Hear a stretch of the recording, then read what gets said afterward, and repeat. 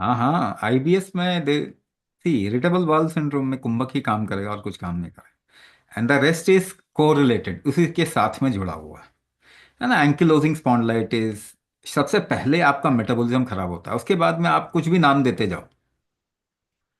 तो आईबीएस की वजह से आपके ये प्रॉब्लम आई है, और आईबीएस ठीक होगा, बाकी चीजें भी ठीक होंगी। देखो, स्टमक अल्सर का मतलब क्या होता है? अल्सर कब होगा आपके कहीं पे? अल्सर का मतलब एक तरीके से फफोले पड़ गए।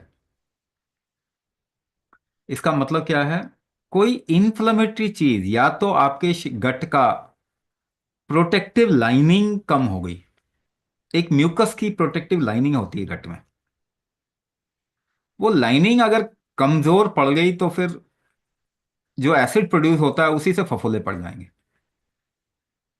दूसरा चीज ये है कि आपके शरीर में बहाव नहीं है, यानी कि भोजन आने के बाद में आपके पेट के अंदर एक समय तक रहना चाहिए, फिर वो आपके इंटेस्टाइन में आ जाना चाहिए, वहां से निकल जाना चाहिए। तो कई लोगों को जिनको कॉन्स्टिपेटेड रहते हैं वो, उनको अल्सर होने के चांस ज्यादा होते हैं। दूसरी चीज, शरीर अपने आप को कभी कभी ठीक करने के लिए गर्मी पैदा करती है अंदर। अगर आपको भूख नहीं लगती, या फिर आपका पाचन कमजोर होता है, शरीर गर्मी करके उस पाचन को बढ़ाने की कोशिश करेगी, क्योंकि शरीर को भोजन चाहिए और वो ठीक से जा नहीं पा रहा उसके पास में। तो ऐसे केस में भी पित्त बढ़ने की वजह से कहते हैं अल्सर हो सकता है। तो दो तीन चीजें आप इसका ध्यान दें। एक प्रोडक्ट मैंने बताया, इमीडिएटली तो उसको इस्तेमाल करके आप थोड़ा देखिए, आप केमिकल इसमें खाना बंद कीजिए, वो किसी भी केमिकल से अल्सर नहीं जाता। टेम्पररी रिलीफ मिलेगा आपको। तो गुन्म कुडोरी एक सिद्धा मेडिसिन है। गुन्म, GUNMAKUDORI, गुन्म कुडोरी। ये कम मिलता है, मगर मिल जाएगा, ऑनलाइन मिल जाएगा, ऑनलाइन मंगा लीजिए। पेस्ट होता है ये, नमक, अलग अलग नमक से मिलके बनता है।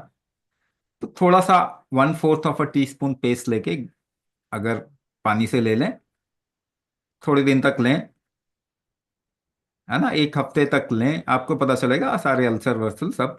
हालांकि ये इमीडिएटली फायदा कर देता है, एकदम से खाते ही गैस वैस सब निकल जाएगी, मगर कुछ समय तक लेंगे तो ये अल्सर की कंडीशन में रिलीफ मिल जाएगा।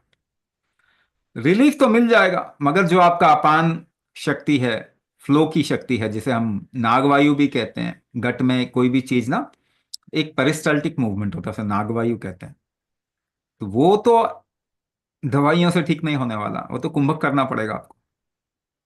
तो हम स्पेशलाइज प्रैक्टिस देते हैं, जैसे नाग कुंभक देंगे अगर किसी की नाग वायु बिगड़ी है, अपान वायु बिगड़ी हुई है, तो उसको हम देवदत्त कुंभक देते हैं। तो वो आपको डायग्नोस किया जाता है ना, आपकी प्राण की सांसों की कुंडली बनाई जाती है, प्राण कुंडली बनाई जाती है, उसमें देखा जाता है क्या वीक है, उसके हिसाब से आपको कस्टमाइजेशन और कस्टमाइज प्रैक्टिस दिए जाते हैं।